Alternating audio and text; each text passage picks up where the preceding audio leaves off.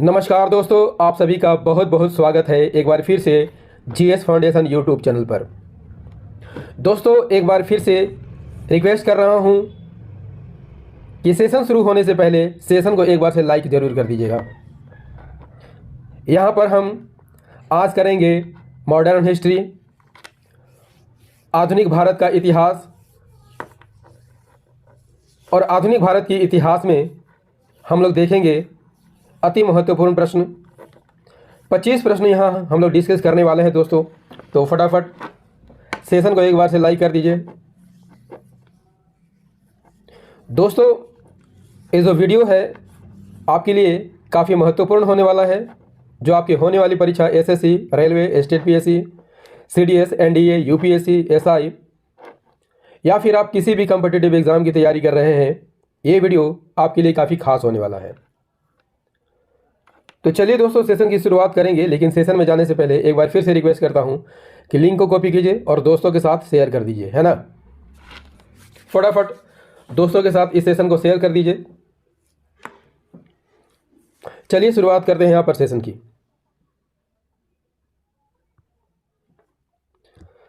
Session का पहला सवाल है आपकी स्क्रीन पर। क्या कहता है दोस्तों? सेशन का पहला सवाल क्या कह रहा है? पहला सवाल है, भारत में साम्यवाद के पथ प्रदर्शक कौन थे?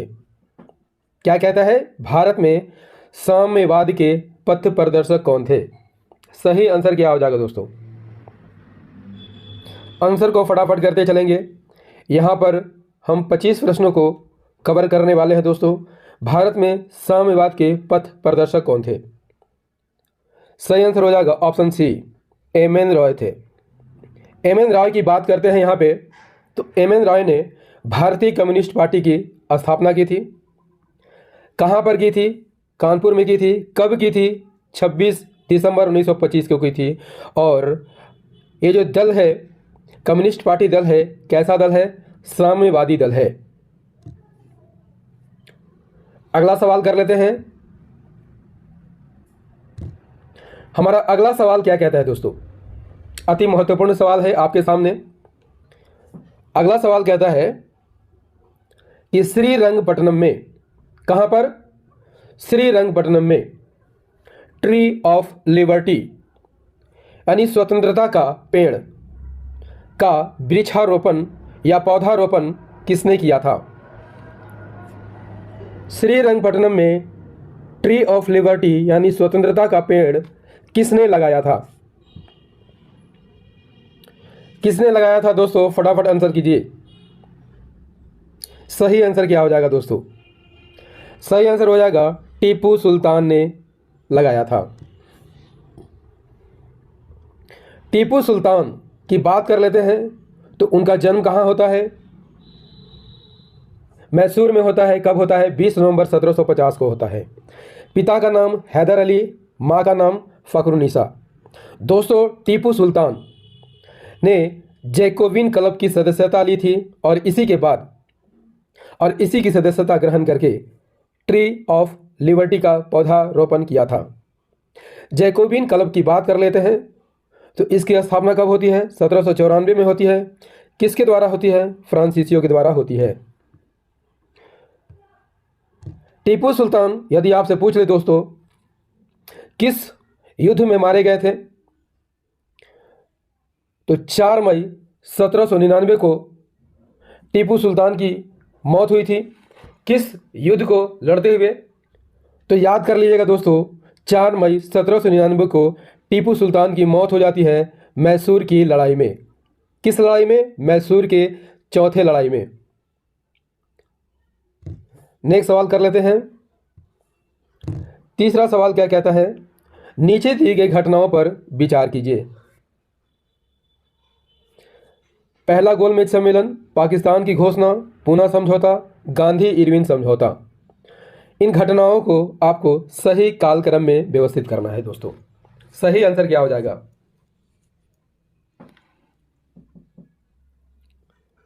नीचे दी गई घटनाओं को आपको सही क्रम में सजाना है। इसका फटाफट आंसर कीजिए। सही आंसर क्या हो जाएगा दोस्तों? सही आंसर हो जाएगा यहाँ पर ऑप्शन बी 1432। यानी कि सबसे पहले पहला गोलमेज सम्मेलन होता है, उसके बाद गांधी इरविन समझौता होता है, उसके बाद पूना समझौता होता है और सबसे अंत में पाकिस्तान की घोषणा की जाती है। पहला गोलमेज सम्मेलन की बात कर लेते हैं तो यह कब तक होता है, कब से कब तक होता है? 12 नवंबर 1930 को होता है। कहाँ पर होता है? लंदन में होता है। गांधी इरविन समझौता 5 मार्च 1931 को होता है। पूना समझौता भीमराव अंबेडकर और महात्मा गांधी के बीच होता है। कब होता है? 24 सितंबर 1932 को होता है। वहीं पाकिस्तान की घोषणा, पाकिस्तान डिक्लेरेशन 28 फरवरी 1933 को प्रकाशित होता है। दोस्तों महत्वपूर्ण फैक्ट है, इसे आप नोट कर लीजिएगा। बढ़ते हैं नेक्स्ट सवाल की ओर। चौथा सवाल हमारा क्या कहता है? चौथा सवाल कहता है दोस्तों, आज़ादी के समय कांग्रेस के अध्यक्ष कौन थे? अति महत्वपूर्ण सवाल है, ये परीक्षा में पूछा जाने वाला प्रश्न है दोस्तों। आज़ादी के समय कांग्रेस के अध्यक्ष कौन थे? वेरी वेरी इंपॉर्टेंट सवाल है। आज़ादी के समय कांग्रेस के अध्यक्ष कौन थे? सही आंसर हो जाएगा JB कृपलानी थे। JB कृपलानी का पूरा नाम यदि आपसे पूछ ले क्या है? जीवतराम भगवान दास कृपलानी, और वे कांग्रेस के 58वें अध्यक्ष थे। उन्होंने किस कांग्रेस की अध्यक्षता की थी? मेरठ कांग्रेस की अध्यक्षता की थी। और कृपलानी गांधीवादी विचारधारा के समर्थक थे। नेक्स्ट सवाल कर लेते हैं दोस्तों, देखते हैं कि हमारा नेक्स्ट सवाल क्या कहता है। नेक्स्ट सवाल हमारा है, पानीपत की तीसरी लड़ाई किसके बीच लड़ी गई थी? पानीपत की तीसरी लड़ाई किसके बीच लड़ी गई थी? यहाँ पर सही आंसर हो जाएगा बाबर और इब्राहिम लोदी के बीच लड़ी गई थी। पानीपत की तीसरी लड़ाई की बात करते हैं दोस्तों, तो कब होती है? 14 जनवरी 1761 को होती है। किनके बीच होती है? अहमद शाह अब्दाली और मराठों के बीच होती है।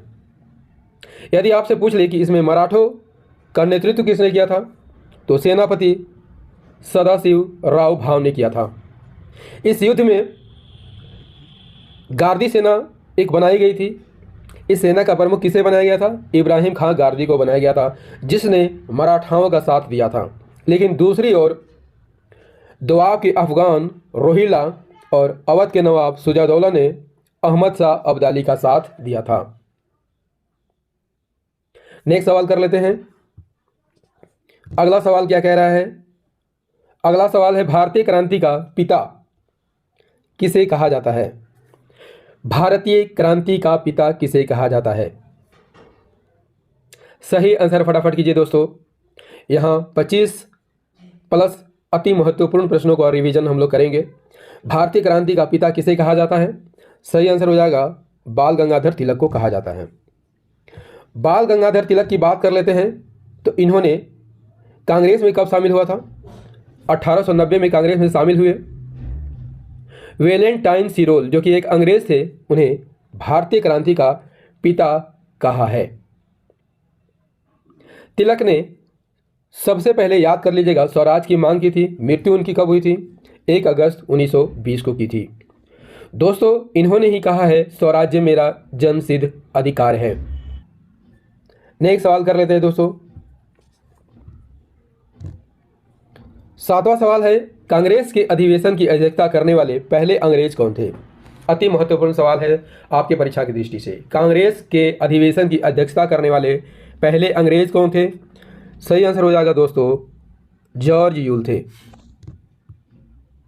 जॉर्ज यूल यदि आपसे पूछ ले कहाँ के व्यापारी थे?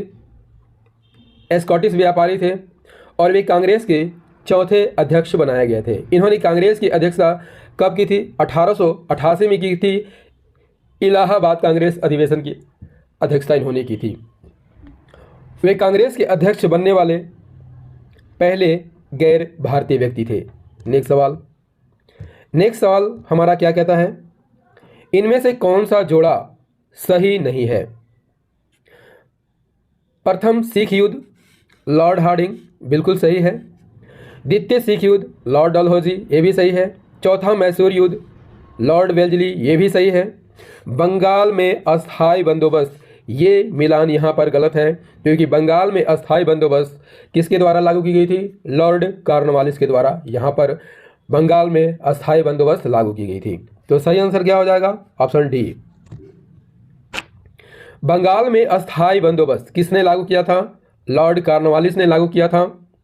अस्थायी बंदोबस्त यदि आपसे पूछ ले कि इसका अन्य नाम क्या है, इस्तमरारी बंदोबस्त किनके बीच हुआ था? ईस्ट इंडिया कंपनी और बंगाल के जमींदारों के बीच हुआ था।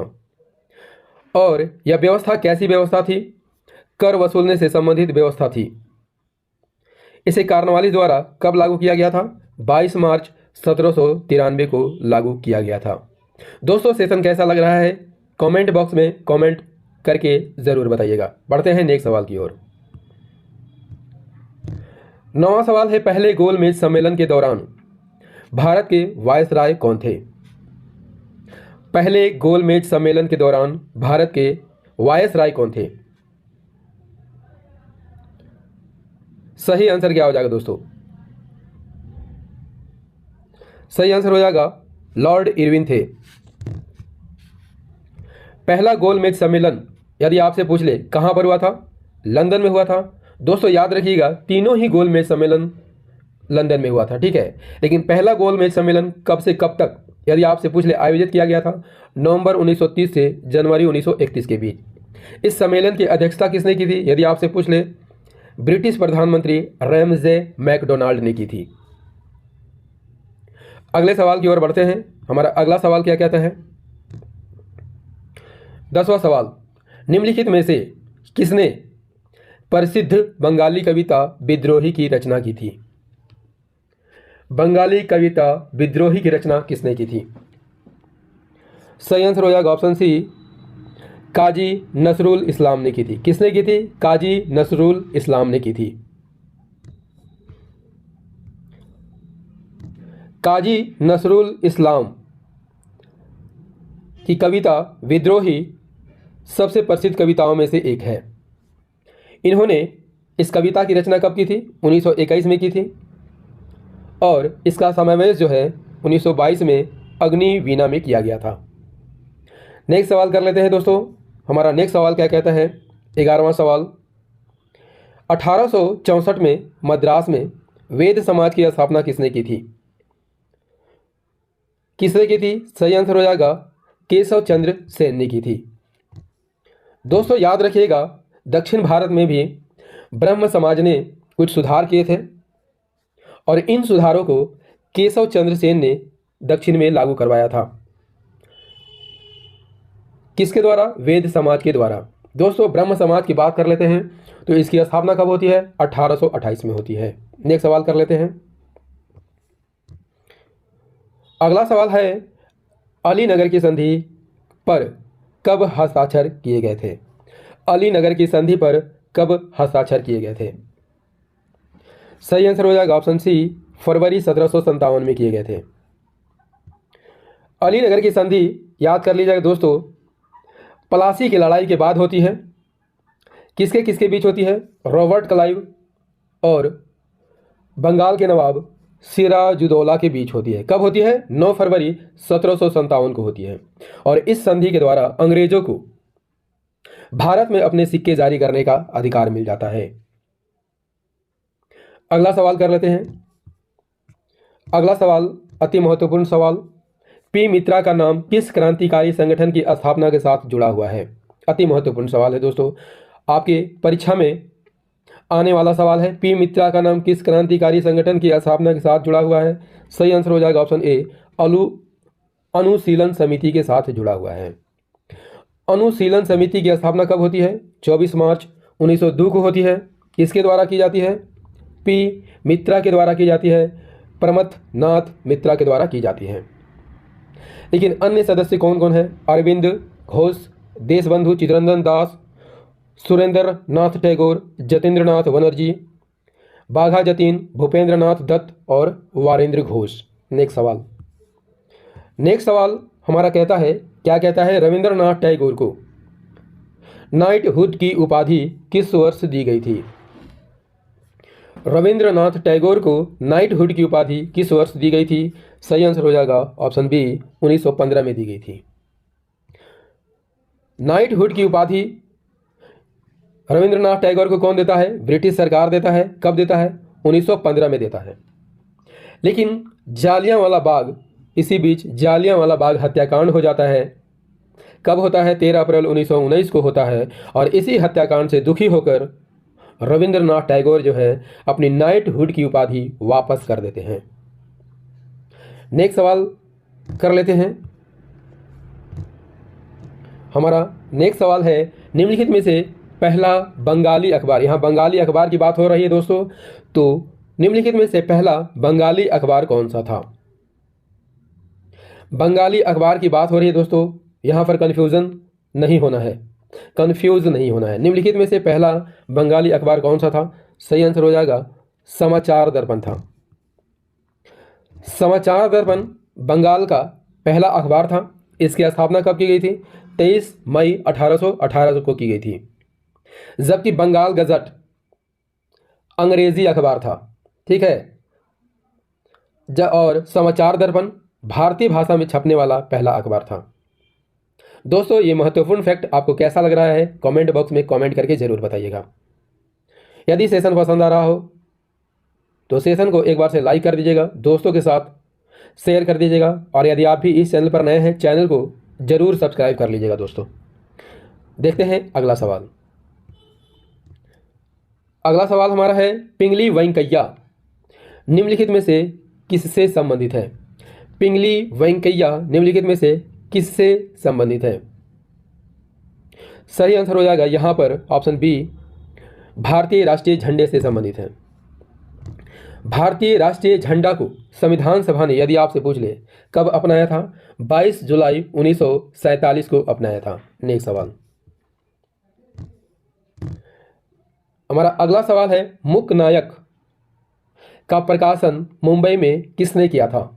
मूक नायक का प्रकाशन मुंबई में किसने किया था? अति महत्वपूर्ण सवाल है। सही आंसर हो जाएगा ऑप्शन सी, भीमराव अंबेडकर द्वारा किया गया था। भीमराव अंबेडकर की यहाँ बात कर लेते हैं तो उनका जन्म कब होता है? 14 अप्रैल 1891 में होता है। कहाँ पर होता है? मध्य प्रदेश में होता है, महू नामक स्थान पर। और संविधान निर्माण में दोस्तों आप जान लीजिएगा कि भीमराव अंबेडकर का योगदान काफ़ी है। वे प्रारूप समिति के अध्यक्ष बनाए गए थे और भारत के पहले कानून मंत्री थे। वे संविधान सभा में, यदि आपसे पूछ ले, कहाँ से आए थे? बंगाल से आए थे, बंगाल से चुनकर आए थे, ठीक है। अगला सवाल कर लेते हैं। निम्नलिखित में से बहुविवाह नामक पुस्तक किसने लिखी थी? निम्नलिखित में से बहुविवाह नामक पुस्तक किसने लिखी थी? सही आंसर फटाफट करते चलेंगे दोस्तों। सही आंसर यहां पर क्या हो जाएगा? सही आंसर क्या हो जाएगा दोस्तों? यहां पर सही आंसर क्या हो जाएगा? सही आंसर हो जाएगा ईश्वर चंद्र विद्यासागर ने लिखी थी। ईश्वर चंद्र विद्यासागर की बात कर लेते हैं तो वे विधवा पुनर्विवाह के समर्थक थे और उनके प्रयासों के कारण ही अंग्रेजों ने विधवा पुनर्विवाह अधिनियम 1856 पारित किया था। अगला सवाल कर लेते हैं।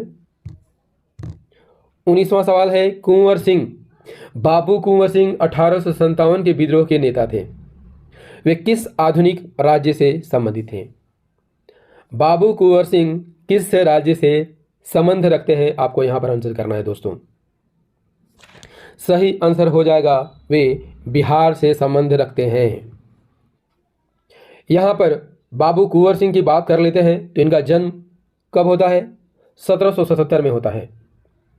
कहां पर होता है? बिहार में होता है। उन्होंने भारतीय स्वतंत्रता संघर्ष में भाग लिया था। 1857 की क्रांति में भाग लिया था और 1857 की क्रांति में भाग लेकर इन्होंने अपनी शौर्य को दिखाया था। इनकी मृत्यु कब होती है? 26 अप्रैल 1858 को इसकी मृत्यु हो जाती है। अगला सवाल कर लेते हैं। भारतीय राष्ट्रीय कांग्रेस की स्थापना के समय भारत का गवर्नर जनरल कौन था? भारतीय राष्ट्रीय कांग्रेस की स्थापना के समय भारत का गवर्नर जनरल कौन था? सही आंसर हो जाएगा दोस्तों लॉर्ड डफरिन। ऑप्शन सी आपका सही आंसर हो जाएगा। लॉर्ड डफरिन की बात कर लेते हैं तो 1884 से 1888 तक वे भारत के गवर्नर जनरल रहते हैं। किनके बाद आते हैं? लॉर्ड रिपन के बाद आते हैं। और इसी के समय भारतीय राष्ट्रीय कांग्रेस की स्थापना होती है। कब होती है? 1885 में होती है। किसके द्वारा होती है? एओ हुम के द्वारा होती है। और इसका पहला अधिवेशन मुंबई में ही होती है, जिसकी अध्यक्षता कौन करते हैं? व्योमेश चंद्र बनर्जी करते हैं। नेक्स्ट सवाल कर लेते हैं। 21वां सवाल हमारा है, एओ हुम की जीवनी किसके द्वारा लिखी गई थी? एओ हुम की जीवनी किसके द्वारा लिखी गई थी? यहां पर फटाफट आंसर करिए। एओ हुम की जीवनी किसके द्वारा लिखी गई थी? सही आंसर हो जाएगा दोस्तों, वेडर वर्न के द्वारा लिखी गई थी। सर विलियम वेडर वर्न भारत में सिविल सेवक थे और उन्होंने 1912 में एओ हुम की जीवनी लिखी थी। नेक्स्ट सवाल कर लेते हैं। अगला सवाल है, 1907 में कांग्रेस का विभाजन गर्म दल और नरम दल में किस अधिवेशन में हुआ था? 1907 में कांग्रेस का विभाजन गर्म दल और नरम दल में किस अधिवेशन में हुआ था? इसका सही आंसर हो जाएगा दोस्तों, सूरत अधिवेशन में हुआ था। भारतीय राष्ट्रीय कांग्रेस का विभाजन कब होता है? 1907 में होता है। और यहां पर गर्म दल और नरम दल में ये बट जाते हैं। गर्म दल वाले लाला लाजपत राय को कांग्रेस का अध्यक्ष बनाए जाने के पक्षधर थे। दोस्तों आप कमेंट में आंसर करके बताइएगा कि नरम दल वाले कांग्रेस का अध्यक्ष किससे बनाना चाह रहे थे। ठीक है, नेक्स्ट सवाल कर लेते हैं। दोस्तों सेशन कैसा लग रहा है एक बार कमेंट करके ज़रूर बताइएगा। यदि सेशन पसंद आ रहा हो तो इसे लाइक कर दीजिएगा, दोस्तों के साथ शेयर कर दीजिएगा। और यदि आप भी इस चैनल पर नए हैं, चैनल को ज़रूर सब्सक्राइब कर लीजिएगा दोस्तों, क्योंकि मैं ऐसे ही वीडियो आपके लिए रोज़ लाते रहता हूं, जिसमें आपको मिलता है history, geography, polity, economics, science और सामान्य ज्ञान से संबंधित वीडियो। चलिए देख लेते हैं अगला सवाल। 30वां सवाल है, चंद्रशेखर आज़ाद की शहादत किस तारीख को हुई थी? चंद्रशेखर आज़ाद की शहादत किस तारीख को हुई थी? सही आंसर हो जाएगा ऑप्शन ए, 27 फरवरी 1931 को होती है। इसके जन्म की बात कर लेते हैं तो कब होती है? 23 जुलाई 1906 को होती है, मध्य भारत में होती है। लेकिन एक मुठभेड़ में 27 फरवरी 1931 को उनकी मृत्यु हो जाती है, वे शहीद हो जाते हैं। नेक्स्ट सवाल, अगला सवाल है, कांग्रेस के कराची अधिवेशन 1931 की अध्यक्षता किसने की थी?